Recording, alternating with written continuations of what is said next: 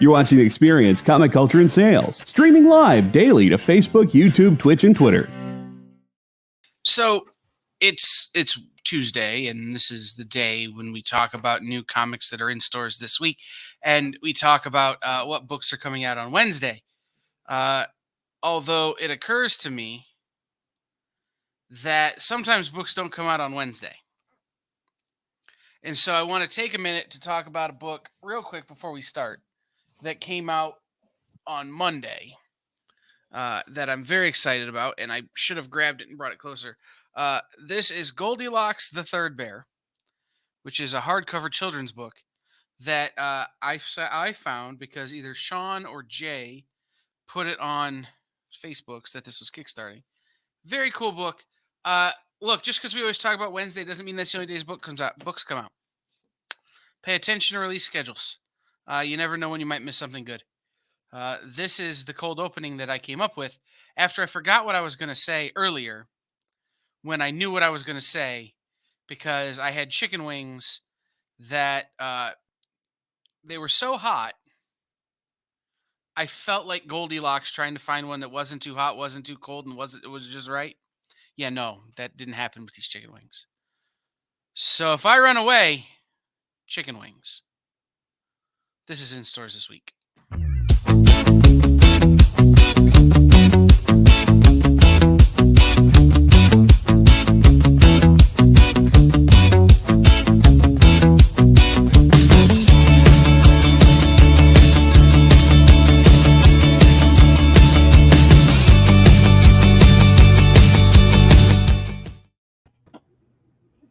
That is not how that's supposed to go. Let's try this one. There we go. There you go. You realize from now on, when anything goes wrong with you, we're just going to say chicken wings. Chicken wings. John, I haven't emailed you back because I haven't seen an email from you. Knowing that you emailed me, I will check like the spam folder. By the way, John, thanks for buying Karma. Oh, you're going to love it. Oh, so good. You know, I did get that email. So I guess I got some emails. Who's texting? Okay. Yeah, by the way, before we get started, for anybody, this is news that just broke that I didn't get to cover on the show because we were focused on Superman news.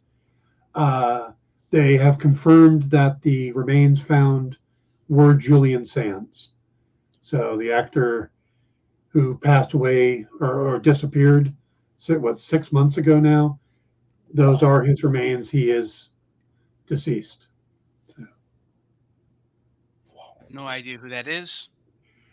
Boxing Helena. He was on the Warlock movies. Yeah, the Warlock.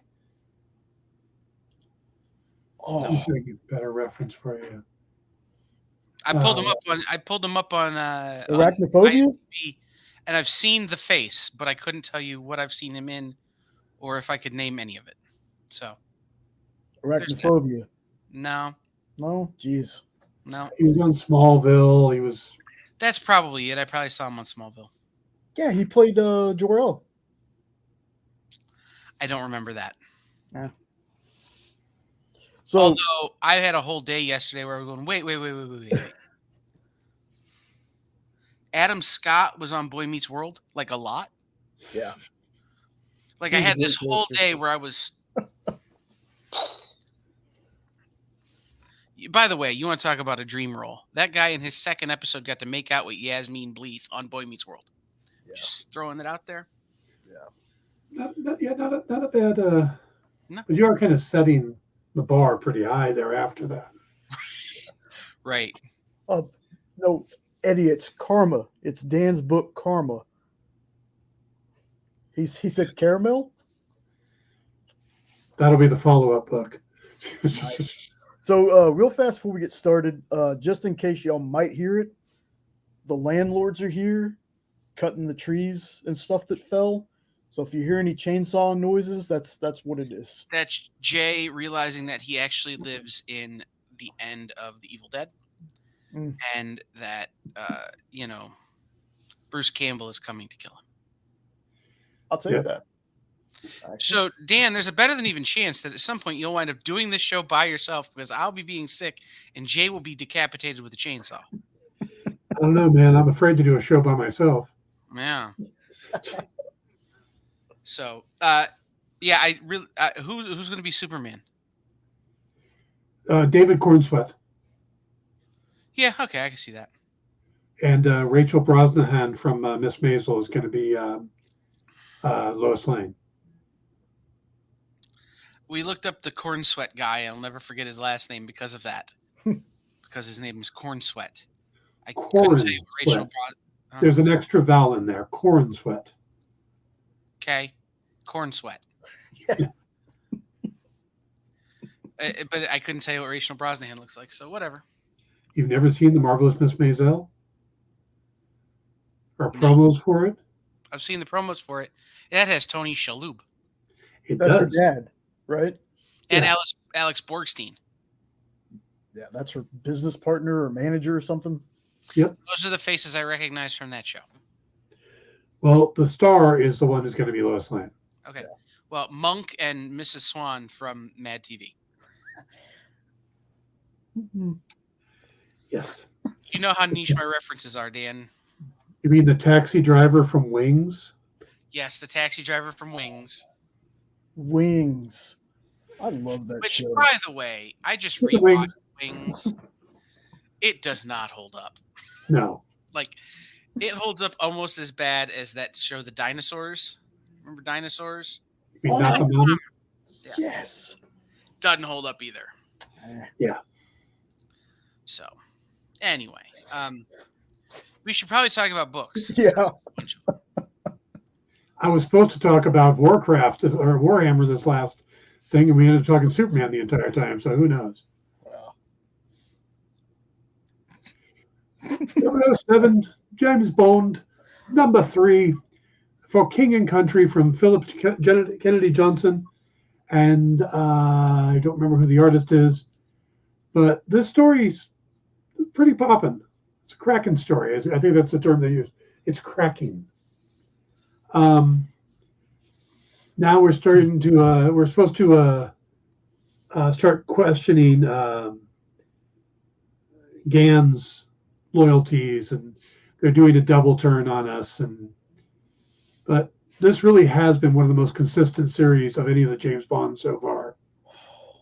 So I'm really enjoying this. I kind of like Leisner covers there with the orange twist on it. Yeah. I dislike an orange twist, but I do like this cover.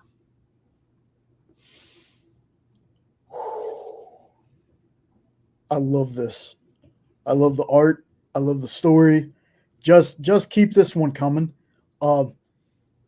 If you want an action-packed spy thriller, just feast for the eyes, this book is it. Even the weird thing I thought they were about to do in the lab in this didn't stop me from enjoying this. There was a part in this I was like, oh, are they going to go that route with this book? But then they didn't, so I was like, okay. As long as the team stays with what they're doing, I could see this thing going 3, 4, maybe even 5 volumes. It's so good. There's nothing against any other book from Dynamite, but this to me has got to be the best series they have going right now. I love it. So I don't remember having read issue 2 of this book. I'm certain we did, because I remember using the cover in a thumbnail, but I don't remember the book, right? And normally, to me, that would be an indication of, oh, I'm definitely not digging this because I don't remember the issue before, but I didn't feel like I need it. You know, I didn't feel like I needed the previous issue to understand what was happening in this issue, which is nice, which is a sign of a comic book doing what it's supposed to be doing.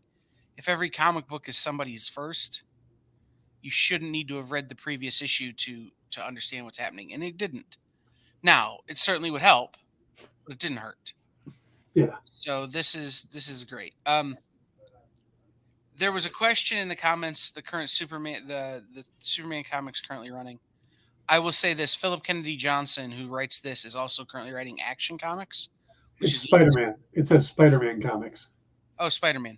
Sorry, I thought Superman because we were talking about Superman. and Philip Kennedy Johnson. And I would say, read his Action Comics. It's the best Superman they've done in a while. So, all right. Up next. So I'm going to confess something while we do this. I don't care about Vampirella. Couldn't be bothered to give a crap about the character. Doesn't mean anything to me. The superpowers, I care even less about. This book should have nothing for me, but it's incredibly fun. This, except for a few pages where it's like, why is there a wall of text? This is incredibly fun. I should hate this book, but I don't. It was super fun. It was super, like, it makes these characters that I actually kind of care about in this story. Dan Abnett's doing a hell of a job. And, you know, it just kind of pulls it all together and to take these two things that I want to go away and make them into something I care about. This to me is the series that Jay's been dying for, because every time we had a Vampirella book after that one shot that had her set in this era, he was saying, well, it should be more like that. Well, this is it. Yeah. It's clever. It's got the superpower characters in it, but they're so minor that we're really just focusing on Vampirella and Dynamite. And I think that's why it really works, is that we're not spending the entire episode going, oh, this is this character from an obscure comic from the 1920s. You should like them. But they're only on this page and half of the next and then gone. So this is a lot more entertaining for me involving the superpowers. I thought it would get flooded by the obscure characters. But no, they're doing a really good job with it. It's a good story. And it's an interesting universe. I'm hoping they're going to hang out in this one. And I'm really glad they brought in Pasquale Colano as the artist. He's doing a great job on it. Yes. Triple B, I spent so many weeks saying, man, I miss the Vamp. Bring the Vamp back. I need the Vamp. And then we get this. And I really enjoyed the second issue. There's just something about modern comics being in that setting of the 30s and 40s. There's something about that. I don't know why, but I'm a huge fan of it. Huge fan of it. This one, it didn't feel as action-packed as the first issue, but the story progressed. We have some new players. I don't have too much more to say about this one. I'm just ready to see where the ride takes us. I enjoyed this one too. Yeah, so the Netta says vampire is kind of overused. I think that more specifically Vampirella and the Vampirella style has become kind of overused by Dynamite. They've got 9 different Vampirellas all by a different name. And to see something like this that's a little bit different, it's got a little bit of a twist on it, really does kind of lighten that load and kind of make it stick out, which is great. We had Victory last week, who doesn't stick out from Lady Hell, who doesn't stick out from Vampirella, who doesn't stick out from Red Sonja anymore. This one does. So. All right. Darkwing Duck, number 6. I think they should just let Amanda Dibert just write a new animated series. She's bringing all the characters back, all the villains, and she's doing a really good job with it. And every book feels like the cartoon. Just spot on. So, yeah, it's great. It's just great. Like Dynamite so far was like 3 for 3 for me this week. This was all I could ever ask for in a Darkwing Duck comic. I mean, I really hope there's going to be more stories to tell. Like out of the Disney Dynamite stuff, this is my favorite thing. This is my favorite thing they've done. It's just the art, the story, like Dan said, it's just like watching a cartoon. Like they even brought in elements that I really wanted to see. I talked about that in the last issue we read. I was like, I hope we get to see this, and then it happened. And I was just so happy. I thought it was a very solid end. If this is the end of the arc, but please do more. I need more of this one. I have a major complaint with this book. If you're gonna put Launchpad McQuack on the cover and not do all 32 pages about Launchpad McQuack, what are you even doing with your life? No, this book was freaking amazing. It was great. Amanda Deibert is absolutely crushing it. Like you can't. There's no faults with this book other than it needs more Launchpad. And I'll be honest, I think every book needs more Launchpad. You got a Batman book? Put in Launchpad McQuack. Like, let's just go with it. So as things go, this really kind of hits all of the spots, right?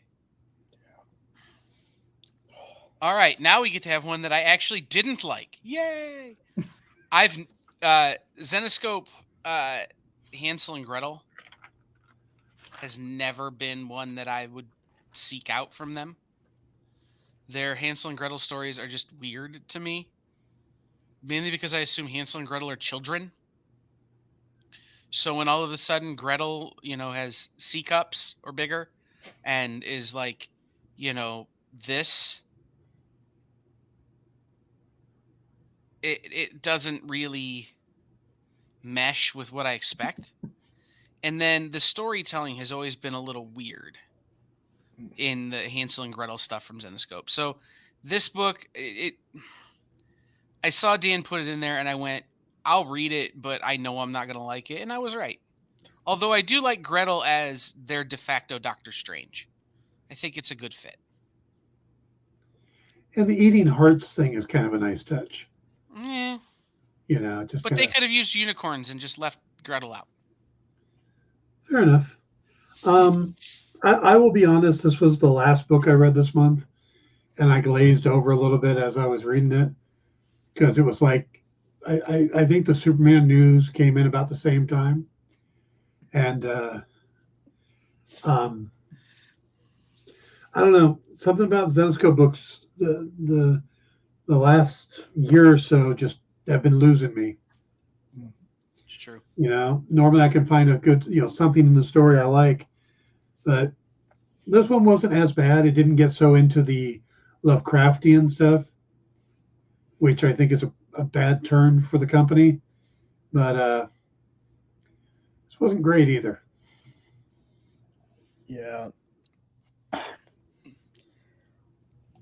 I thought the art was okay in some spots.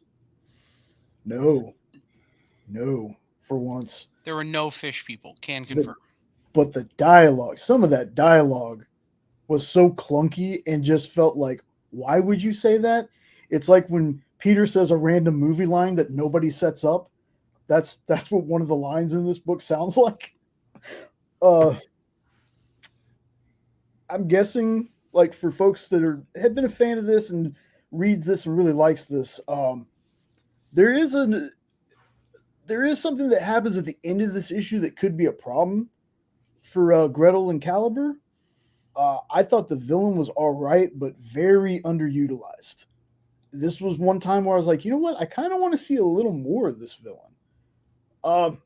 Like I said, this is just another one of those. If you're a fan, if you're already picking this series up, you should get it. But definitely not one for me. All right, so we've had some questions. We've been kind of plowing along. Yeah. So one of the questions is there a website that tells if comics are doing good, like numbers? No. What about ICV or whatever it is? They used to be on those. this. There are websites that publish, like, what's the word I'm looking for?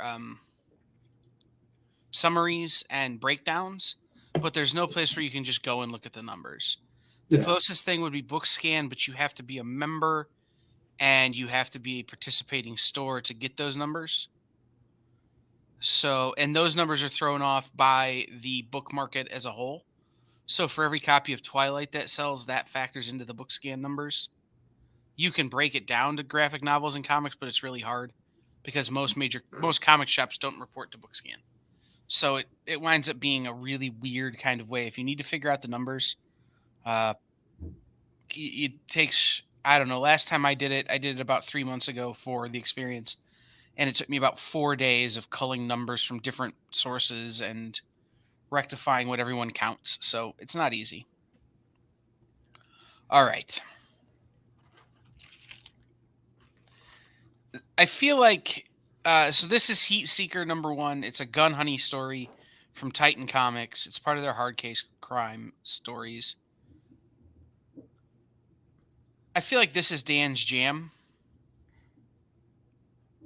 And it's not mine. I like Gun Honey. I like the main story. But I've not been a fan of the spin-offs from it that I've read thus far. Mm-hmm. This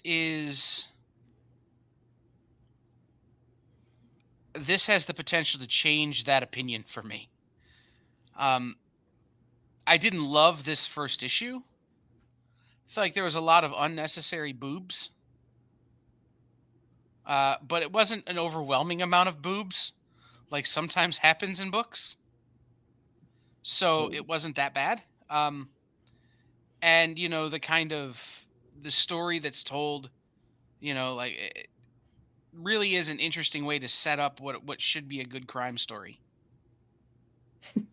John, the number of boobs is a point of contention in the comic book industry right now, as there is a movement for more adult content, and there's an equally strong movement for less adult content. Bronze Age Nerd and I did a big show on it a week ago yesterday, the war on adult comics. So it's there's a such thing as unnecessary because it becomes gratuitous.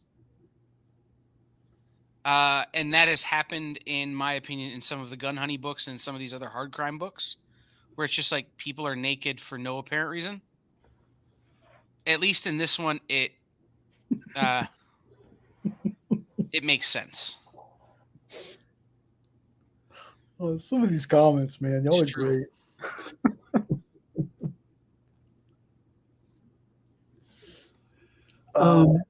Whew. I am into like noir and mysteries and stuff. So, and I like hard case. I read some of the hard case crime fictions as well. So, yeah, this is a Gun Honey spinoff. It picks up from the last series and follows a new character who specializes in making people disappear. Pretty interesting. I thought that was not something we play a lot with. I like the concept of that. I thought it was good art, good covers. As for gratuitous nudity, I think when you get this kind of pulp noir type book, there's an expectation of it, or at least a certain level. So I think in this, yes, it makes sense. If it was Darkwing Duck, I think it would be, yes, not needed, you know?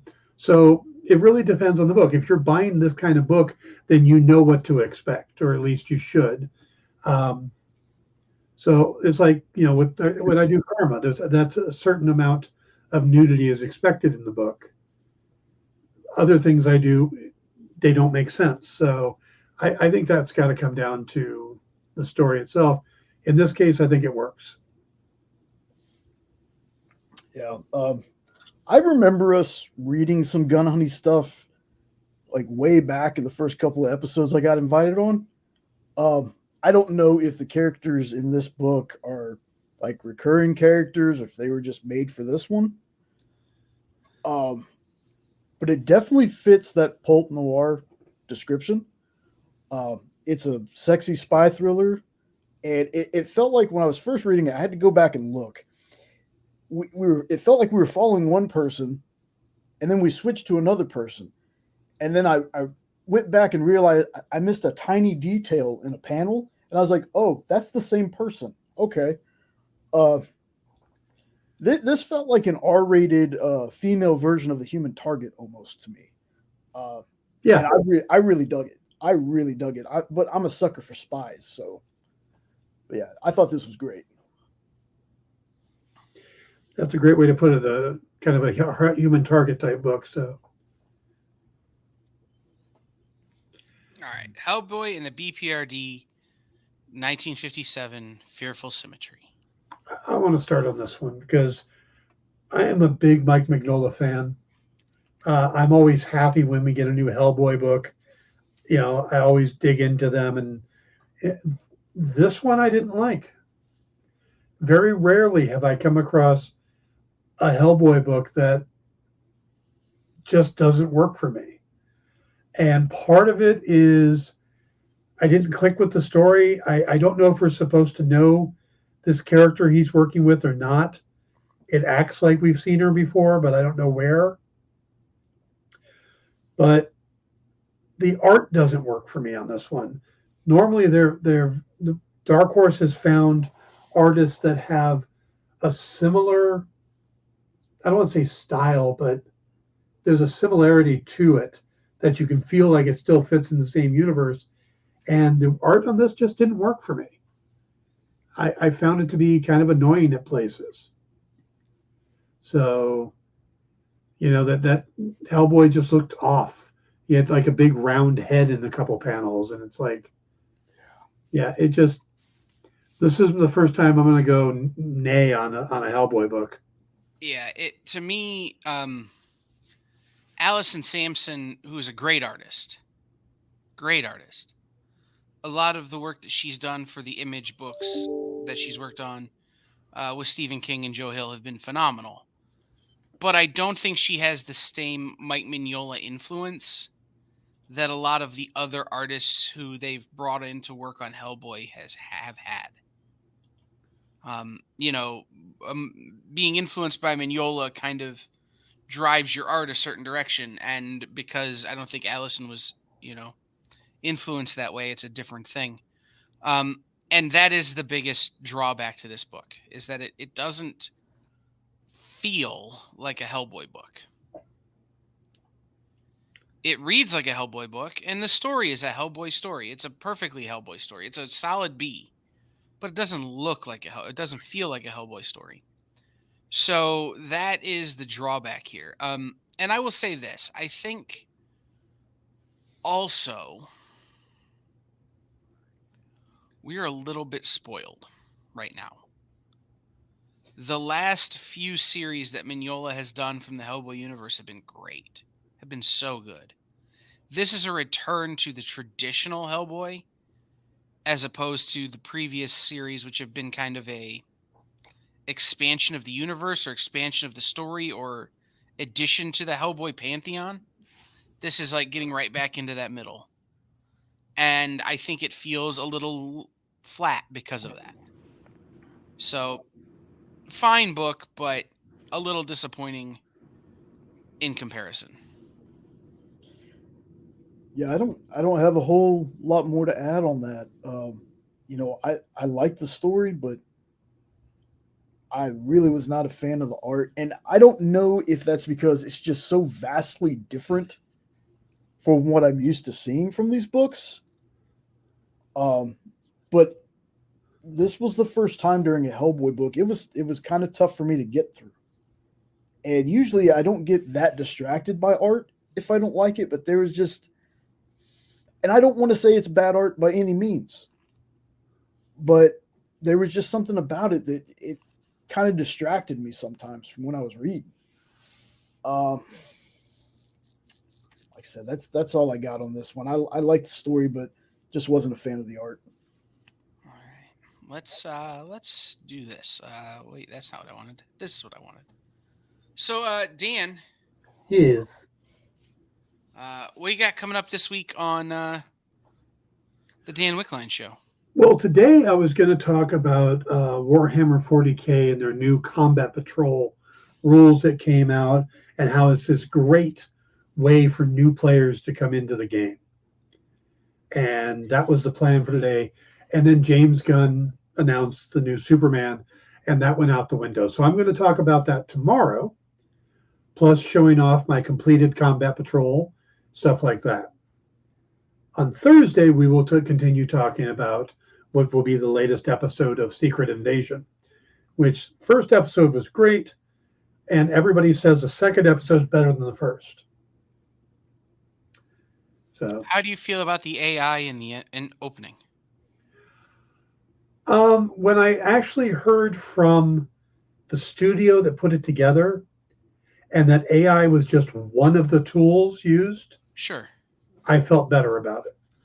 I think it's a little tone deaf right now with everything going on to use it, but the fact that the artists were still used, that nobody was out, nobody was passed over or out of work to use AI instead, according to the studio, that makes me feel better about it. But it is a little tone deaf. Interesting. I think I'm going to not watch it. What's really funny is I saw a bunch of people review it before it came out that it was AI opening, and just about every single one of them talked about how these were some of the better opening credits. They set the mood and everything for the show so well. Well, as part of my ongoing support for the WGA, it'll be like 9 years before I get to watch this show. So, Fair enough. Jay, Mm-hmm. what's happening on? Is there a Space Cadets this week? We're kind of on a hiatus from not having the power for 3 days, so we haven't gotten anything Okay. done. Well, then what's happening on the Triangle of Truth? Well, I don't know if I got to talk about it last time, but Sean released his video for his top 5 favorite Chromium covers. It was a challenge issued by Backwoods Collector and Triple B. So go and check that out. Hopefully, once again, we didn't get power till late Friday evening, I mean. So I got a lot of stuff I got to catch up on. Hopefully soon I'll have mine done. I just got to go dig through the 8 million long and short boxes. Picking out 5 covers it's fun, but man, is it hard to do. Amazing Spider-Man 300 Chromium, X-Men Alpha, X-Men Omega. The last 2 are the tough ones.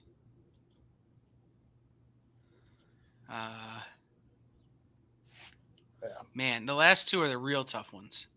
Well, it's just, it feels like it's easy at first until you start digging through stuff and you realize, oh, I totally forgot I had this cover, or I forgot I had this one. And you get to those last couple and you're just like, oh man, now I got to choose between all of these. I'm just trying to think of what my last 2 would be. I can't come up with them right now. So Monday night, we're taking most of Monday and Tuesday off for the holiday next week, but Bronze Age Nerd and I are doing a special on Monday about our favorite patriotic characters, and we may be talking about veterans in comics and some of the causes that he supports in that regard on Monday during our show.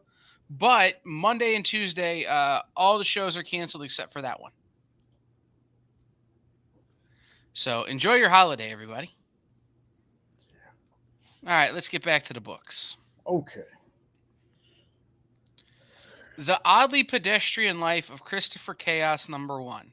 So I'm going to say something right now. Somebody needs to take James Tinian's title writing ability away from him. It's like a manga title. Like, just take that. Like, we need to start negotiating that out of his contract that he's not allowed to name his own books. Because they're just getting long. And it's getting dumb. Go ahead. You couldn't just call it Christopher Chaos? Yeah. That's what I thought. I'll start with this one. This one surprised me. I liked it. It was kind of a lot to take in for a first issue. I thought the art was good. the character, while a little manic, was likable to me. And while I'm not a super genius by any means, I relate to your brain going a million miles an hour and the rest of you just not really being able to catch up, because that's kind of how my brain is. Like, I have to write everything down, like the stuff I'm reading to you right now from my list, because I forget the second I'm done with something, and my brain's like, ooh, squirrel over here. Um, there's a supernatural twist to this that I have questions about, and without spoiling it for the folks out there who might be interested in reading it, was I the only one that laughed at the garbage truck scene? Jay, I think that's a sign that you may need some help. Yeah, see. Anyway, yeah, I could do a second issue of this. I thought it was interesting. I liked it. By the way, figure drawing, this is a Tiny Onion production. Like, it's like Tiny Onion imprint at Dark Horse or whatever. It's dumb. I don't know about this book. I don't know if I wanted to like it, but I found myself not caring. In the beginning, I'm like, oh, this kid's having a rough time. He's talking to somebody. And then by the time we get to the end, I'm like, you're spending so much time to be mysterious that you forget to actually give us anything to get interested in.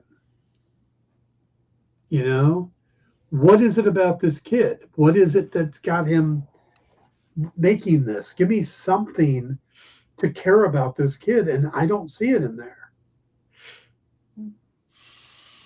You know, like I said, he's trying so hard to be mysterious that he forgets to actually tell us a story or to give us a character.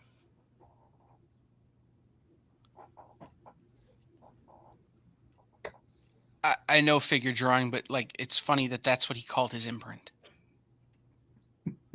I think it's funny that he's leaning into being made fun of, as I'm about to troll him for writing too much and being crappy at it. James Tynion was great when he was writing 2 books, 3 books. He's writing like 38 books now. And because of that, it doesn't feel like he's putting the time and effort that he used to put in. The first 15 books of Something is Killing the Children was groundbreaking. A lot of his early stuff that he was doing with DC was groundbreaking. It was great. And then he's like, oh, I can make a lot more money if I write a lot more books. Let me write a lot more books that aren't any good. This book is missing basic plot points that are required in a first issue, or should be. Like, it's too many books. And because of that, I think Tynion is forgetting to put in things that he knows he needs to put in. And Tate Bromwell, who's co-writing this book, should have picked up the slack and didn't. This book has all the potential in the world to be great. And like Dan said, you come to the end of the book and you're like, all right. They didn't even give us a reason to like the drama kid. Right. If you don't like your protagonist, and you don't like your antagonist, and you don't like any of the other antagonists, you're not going to keep reading. And the case with Christopher Chaos for me is, I'm not going to keep reading. I cared more about Peggy. I don't remember there being a Peggy, is how little I cared about this book. Peggy was a pigeon. That's what I'm saying. That's how little I cared about this book. Like, that's the problem is, I know guys are out there trying to make a living and trying to do as much as they can, but like, you can't let the quality slip. And Tynion has, and Cullen Bunn has, and a lot of these guys have. Yep. And it's disappointing and it's frustrating because I want to love this book. It's everything I should like, and I don't. Speaking of things I don't like.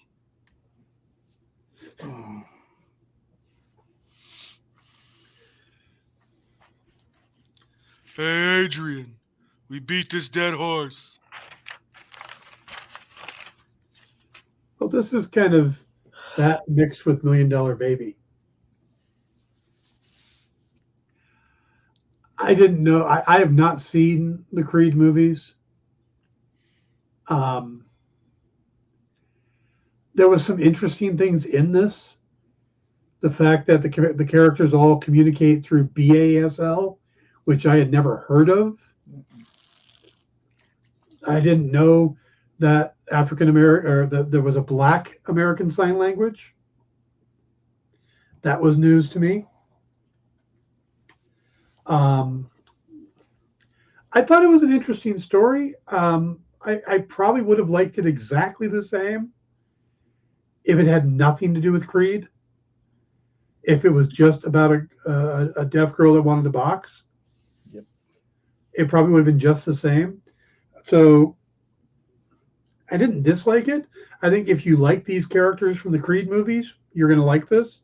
If you like boxing, there seems to be a lot of boxing knowledge in this. So if you're into boxing, this is probably a good series. And it's a slice of life book at the same time. It's about this girl's life. So there's nothing wrong with it.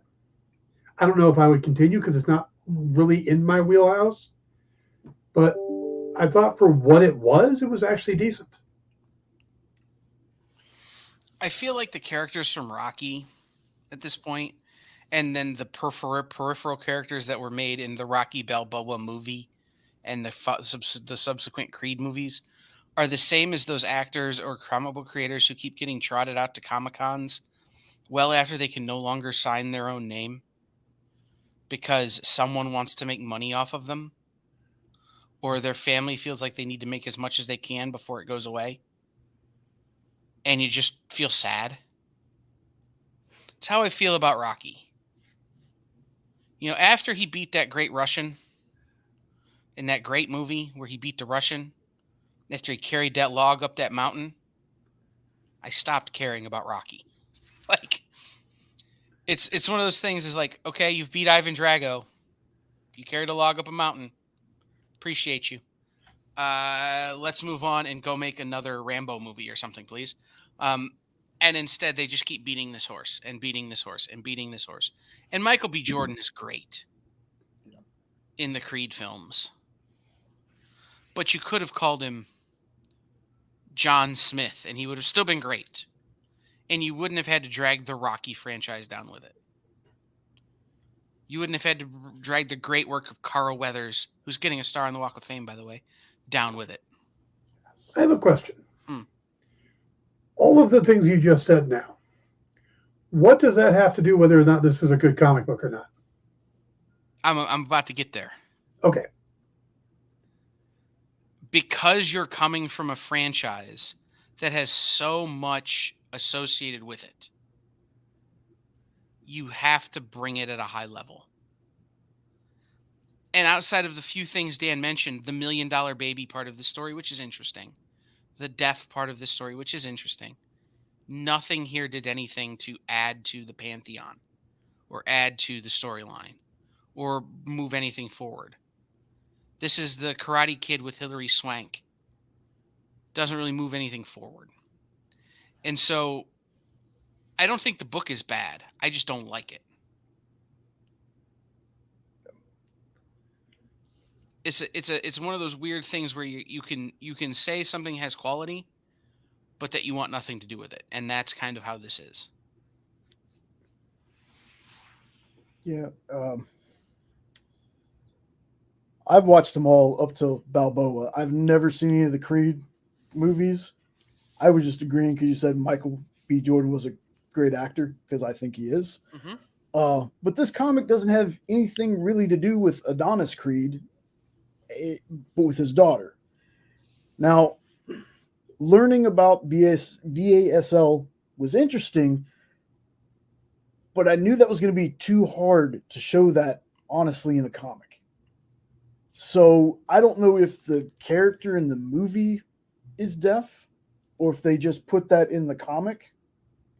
But I know that's something that's got to be really hard to show when somebody is deaf in a comic, when it's not just making the simplest of motions and having a word bubble so you know what's being said. My issue with this is the main character feels like she's the best at what she does. And she made one tiny mistake in the entire book, but it feels like we're pushing her to be not enough mistakes.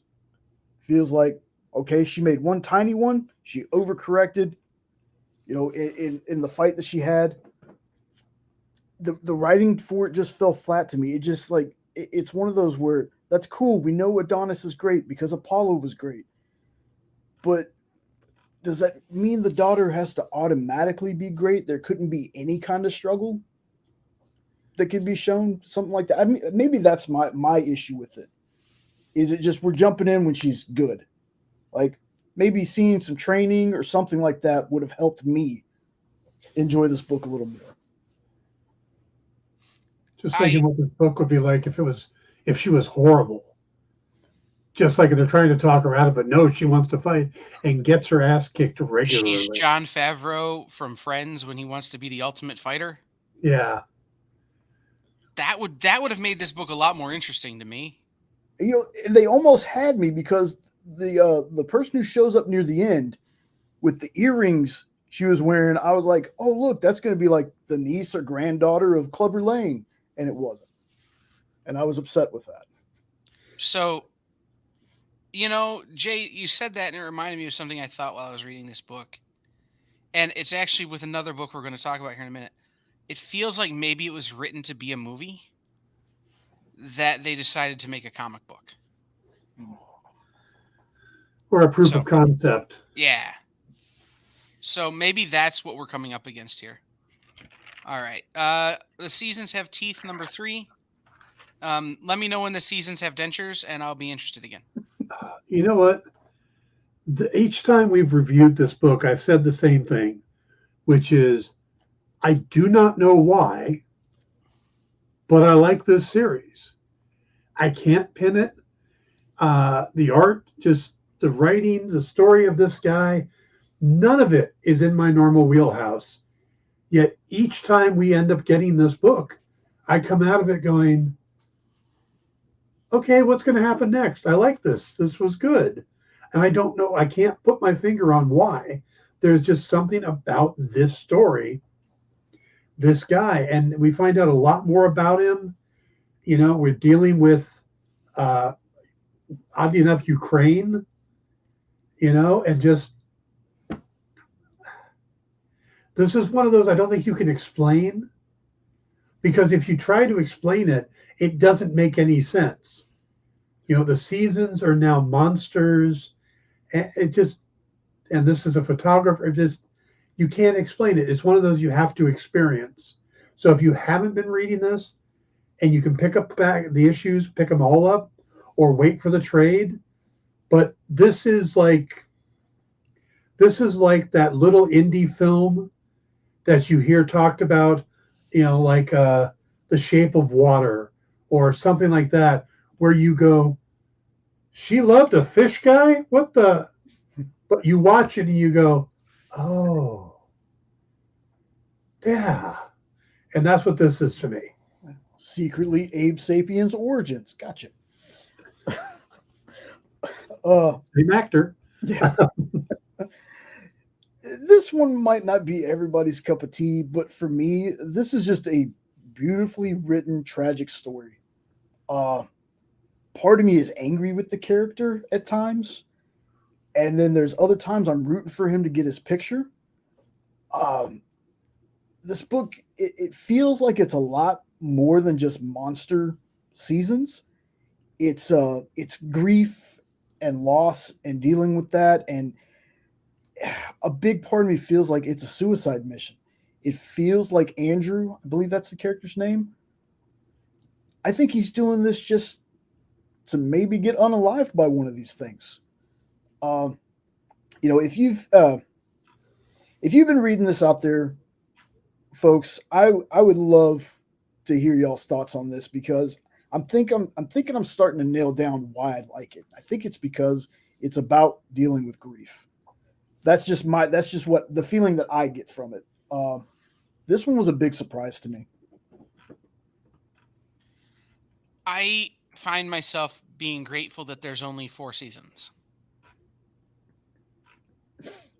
If they were to do a 6th issue or a 5th issue and call it Pumpkin Spice Season, I might throw something against the wall. That said, I'm kind of grateful because it means that the trade will be out soon. And I think for my purposes, the reason I don't like this book is that I don't remember, my memory is not good enough at this kind of stuff to tie together what happened in issue 1 to what happened in issue 3. I don't remember what happened when they did spring or summer or whatever was first. Right? So reading it in a one kind of condensed trade, reading it over an afternoon or over a couple of days where this is what I'm thinking about, I think will go a long way towards helping me to enjoy this series more. The art is so crazy good. The covers are so amazing that it's not that I dislike the book. It's that I dislike the way I have to interact with the book. I feel like I don't like it, but there's nothing about it I don't like. Yeah.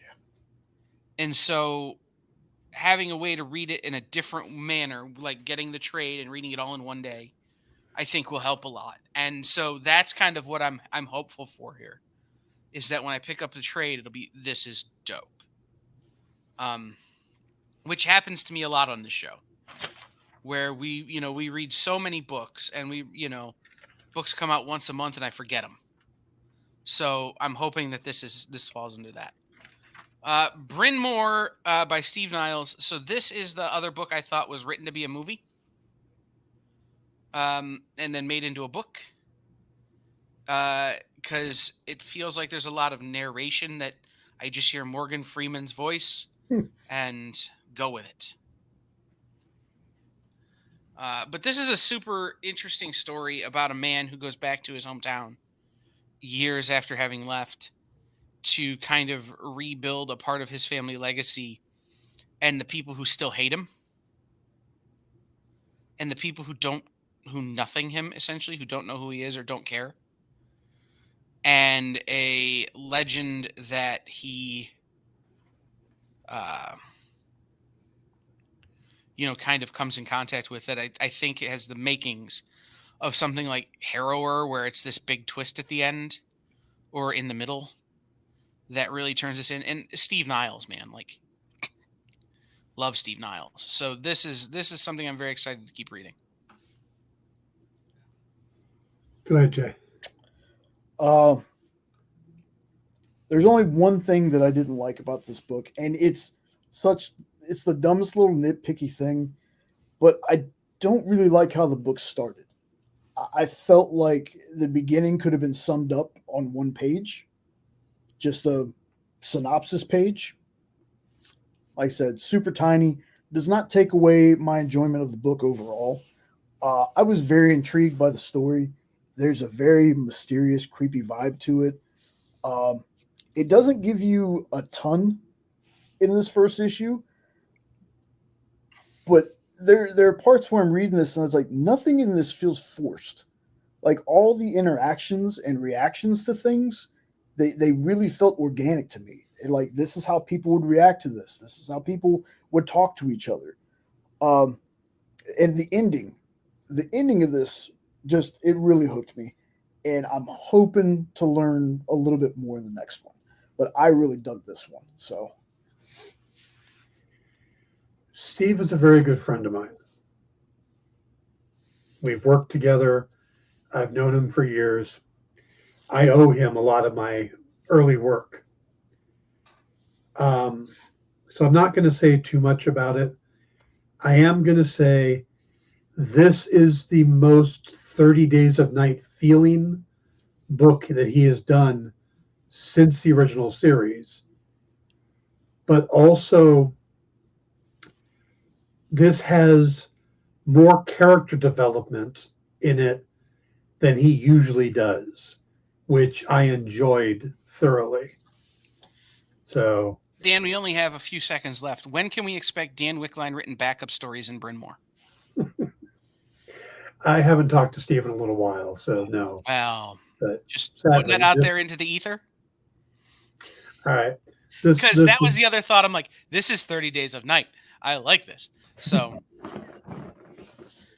yeah, I am excited to see what Steve's doing with this. From just a chance to see my friend kind of hit his stride again. Yeah, and John and Ed, if you're out there, that one is for you. Yeah. Backwoods, I think you'll dig it too. It's great. Mm-hmm. A little slow, but great. So we have just a few seconds left. I want to remind everybody how important it is that you visit your local comic shop. If you don't know where your local comic shop is, visit comicshoplocator.com and type in the zip code of the area where you are, and you will find local comic shops nearby to you. My whole family's on vacation, and while I know they're not visiting comic shops, I looked up where the comic shops were nearby where they're vacationing. As it turns out, there are many, many, many. So I asked them to stop and at least get me a sticker from anyone that they passed. That's how we're celebrating local comic shops when my family's on vacation and I'm stuck at home. So visit Comic Shop Locator and get that information. We will see everybody tomorrow for the Dan Wickline show. And all the rest of the times. So we'll see everybody next week. Not next week, 2 weeks from now. Bye, everybody. Bye. Join the party. Head over to our link tree to find all the links for everywhere the experience is all the time.